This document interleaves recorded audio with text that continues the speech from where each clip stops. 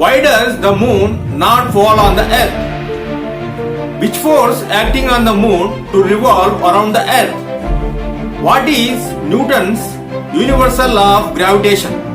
Let us discuss all these things in this video.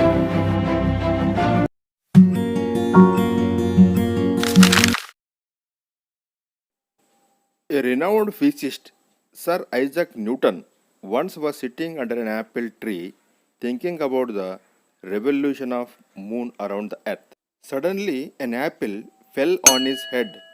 This incident aroused so many questions in his mind. He began to think like this. Why does the apple fall on the earth?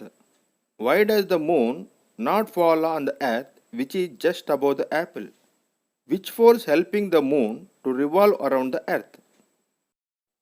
Newton tried to answer those questions. He knew that the motion of moon around the earth is approximately uniform circular motion.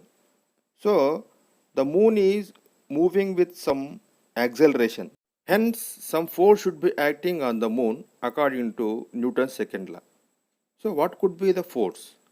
Newton introduced the idea of force of attraction between the moon and earth.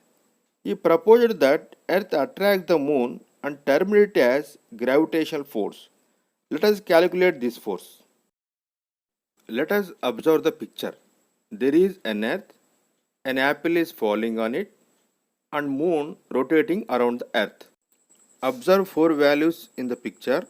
Centripetal acceleration on the moon, that is AC is equal to AM, because moon is moving with uniform circular motion. Gravitational acceleration on the apple, that is AE is equal to G. So radius of the moon RM and radius of the earth RE. Here you need to differentiate between the acceleration on the moon and acceleration of apple. So acceleration on the moon is centripetal acceleration because the body is in uniform circular motion. This can be calculated by AC is equal to V square by R. And acceleration on the apple is gravitational acceleration because of earth attractional force. This can be calculated by G is equal to capital G M by R square. Let us calculate centripetal acceleration on the moon. AM is equal to V square by R. Here V is equal to distance by time.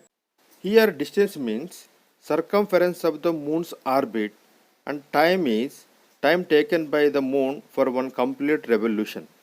If we simplify it, we get 4 pi square r by t square.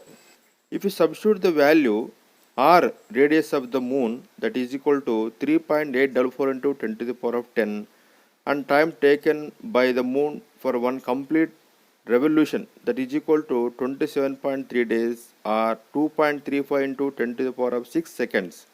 If we simplify it, we get centripetal acceleration on the moon 0.27 centimeter per second square.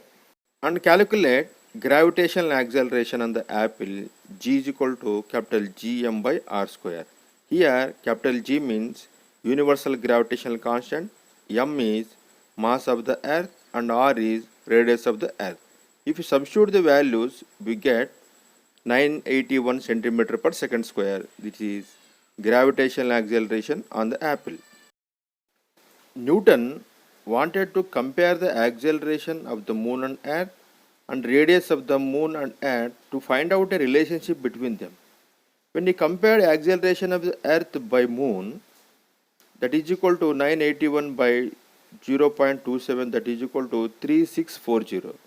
When he compared square of the radius of the moon by radius of the earth, he got the value the same 3640. So we can write like this: AE by AM is equal to RM by RE whole square. From the above equation, we can derive A inversely proportional to R square. If K is the proportional constants, we can write A is equal to K by R square.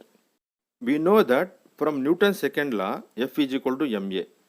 If we substitute A value in F is equal to ma, then force on the apple by the earth, Fe is equal to Km by R square. Here M is mass of apple, R is radius of the earth. Say this is equation 1. Force on the earth by the apple Fa is equal to K dash M by R square. Here M is mass of earth, R is radius of the earth. Say this is equation 2. From Newton's third law, equation 1 and 2 are equal. It means force acting by the apple on earth is equal to force acting by the earth on the apple. Then Fe is equal to Fa.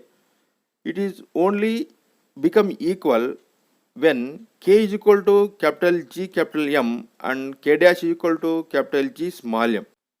Then we can write F is equal to capital G capital M small m by R square. Here G is equal to universal gravitational constant, M is mass of earth, small m is mass of apple, R is radius of the earth. This is the equation for force of attraction between earth and apple. The force of attraction, that is gravitational force, not only confined between earth and apple, Newton generalized this force to the any two bodies in the universe. He proposed Newton's universal law of gravitation, which says every body in the universe attracts other body with a force which is directly proportional to the product of their masses and inversely proportional to the square of the distance between them. See the diagram. M1 and M2 are two masses. D is the distance between them. Force of attraction is acting between these two bodies. Then we can write the statement in the equation form. F proportional to M1, M2. Say it is equation 1. F inversely proportional to D square. Say this is equation 2. From equation 1 and 2 we can write F proportional to M1 M2 by D square. If G is the proportional constant, we can write F is equal to G M1 M2 by D square. This is the force of attraction between any two bodies in the universe. If M1 M2 are 1 kilogram each, D is equal to 1 meter, then F is equal to G. G value is 6.67 into 10 to the power of minus 11 Newton meter square per kg square. Thank you for watching. If you like this video, please share and subscribe my channel. Amazing videos for physics.